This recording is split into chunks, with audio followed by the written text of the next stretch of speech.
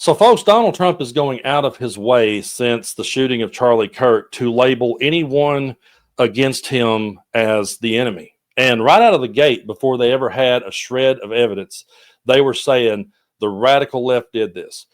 JD Vance goes on a national, he goes on Charlie Kirk's podcast and says that there will be no unity. He encourages Americans to dox fellow Americans if they speak out or say anything about Charlie Kirk. And J.D. Vance is the same guy that said that Trump was bringing back free speech, and he also said that it went for people like us who disagrees with J.D. Vance. He said that he would fight for our right to disagree with him. Well, they've completely changed that tune since Charlie Kirk was shot, and it just goes to show that they're putting the hammer down on their fascist ideology. Now, some people gets mad when we call them fascist, and I always keep the definition of fascism laying here on my desk so you can be the judge if this administration is fascist or not, because the definition is a governmental system led by a dictator having complete power, forcibly suppressing opposition and criticism, regimenting all industry, commerce, etc., and emphasizing an aggressive nationalism and often racism. So whenever I throw out these words, I'm not trying to throw them around loosely. I'm just trying to simply say, by definition, that's what we're seeing happen. And Trump is going so far as to say that anyone who disagrees with him, and you've heard this phrase before, that we have Trump derangement syndrome. Well, according to Trump, he thinks that should be labeled a mental illness. Take a look at this. We have a problem because these people are crazy. The Democrats have gone, they have a serious case of what's known as, which is actually a disease, I think. They're going to put it down. Are they going to list that? Dr. Oz, are they going to list, you know what I'm talking about, right? Trump derangement syndrome, is that? Why don't we list that on Wednesday? Let's do the more important ones first. No, it's a serious disease. It's a mental disorder. Trump derangement. Yeah, that's right. It's it's a mental disorder. Trump derangement syndrome, and they've got it in levels that have never been seen before. But that's good. That means we're doing the right thing.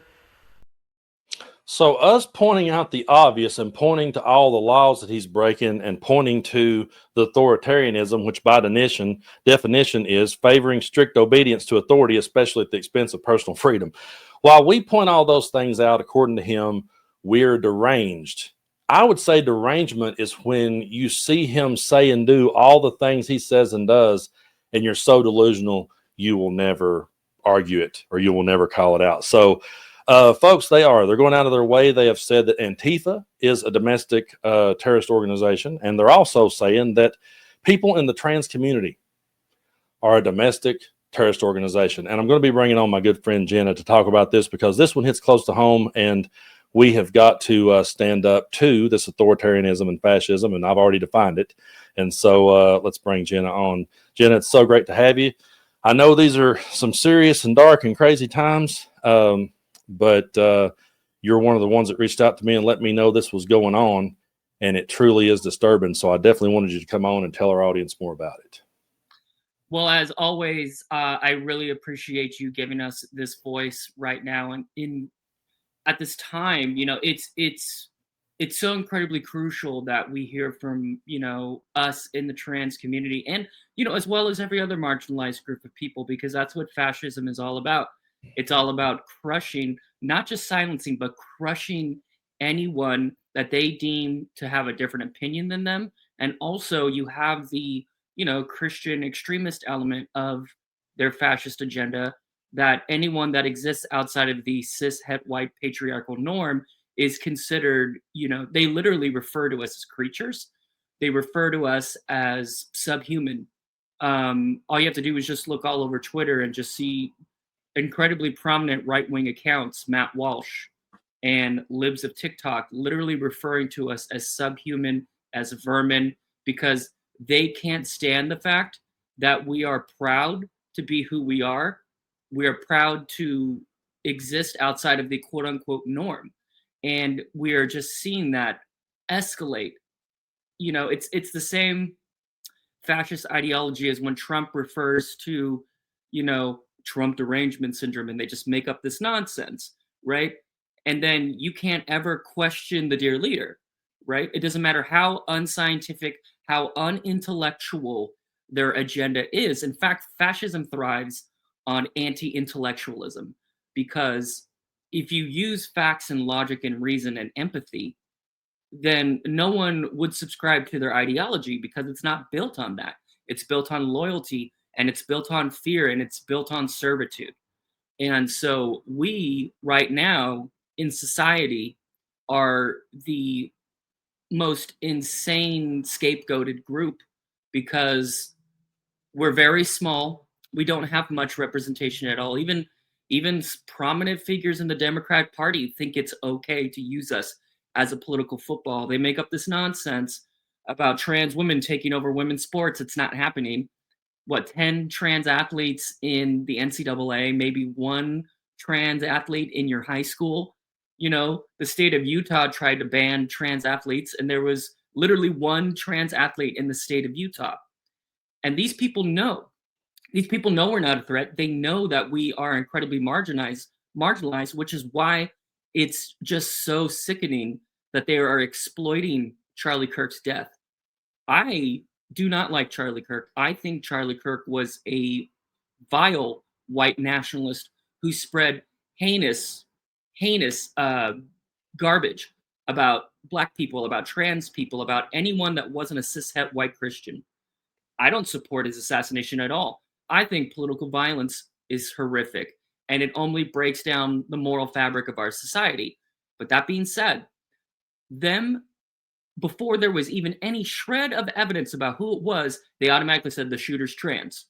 And then they went to, oh, the casings on the bullet had trans propaganda, which was nonsense. And then it's like, oh, he allegedly has a trans roommate.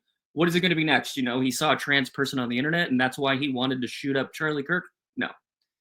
They are exploiting his death because they see this as their Reichstag fire moment. And we need everybody now more than ever, our cis allies who say that they're on our side. We need them to get loud. We need them to start speaking out for us, because it's scary. It is so scary right now. And I am privileged as a white trans person who lives in a blue state. And I feel like I'm doing all that I can, and it's not enough. And I know that I can't get into that mindset, but, you know, I'm just seeing the devastation from my people in red states.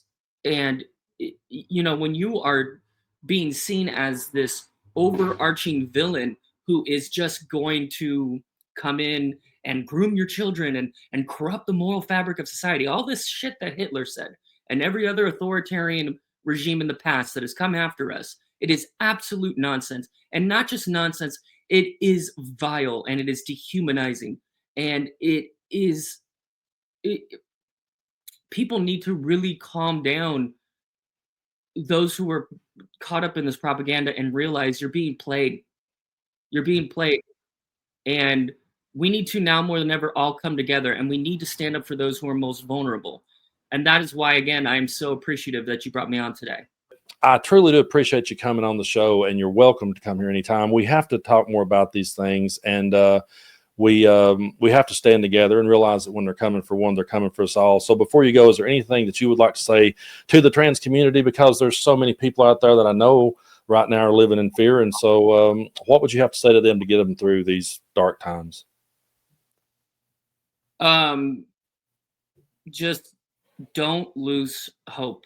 I know that it's really easy right now to give in to the worst of your thoughts. And I say this, of course, with a bit of a grain of salt, because I am privileged enough to live in a blue state, and I'm straight, and I'm white. So the only reason why I'm marginalized is trans. But, you know, you have to be able to continue to find a way to dig deep down, even if it's just purely out of spite, because that's what these fascist freaks want you to do. They want you to give up. They want you to be able to just lose all hope in humanity. If anything, I tell people, like, there is no sense of humanity with those in power, the Trumps, the JD Vances. It's just pure moral depravity. And if you give in to what they want, it's never going to be enough. And so it is actually, in my opinion, a very patriotic and morally righteous thing to do is to fight back, is to be as loud as you can, because they are expecting us to give up. They are expecting it to be just a cakewalk for them, to just be able to walk in and take everything that we love in society and the past, 250 years of this country, like, as horrible. And um, there is so much horrible fascistic elements of the beginning, since the beginning of this country, that continues to thrive, and no one denies that. But there are certain beliefs about the American dream, whatever you want to call it. The image that has been built about America, about being a place of freedom, about being able to come and be who you are. And I do truly believe deep down there is a certain element of that that's true. And we have to be able to say that there is good and evil, right? Because a lot of fascists just want to make this blurry line where everything is terrible. And it's a very authoritarian mindset to constantly push this both sides suck, right? And I really do truly believe at the bottom of my heart there is good and there is evil. And that anyone that wants to be able to see the good in humanity, whether you're trans, whether you're black, whether you're a cishet white man, whatever, we should be able to be united in that principle of loving each other and loving humanity and fighting for the collective good.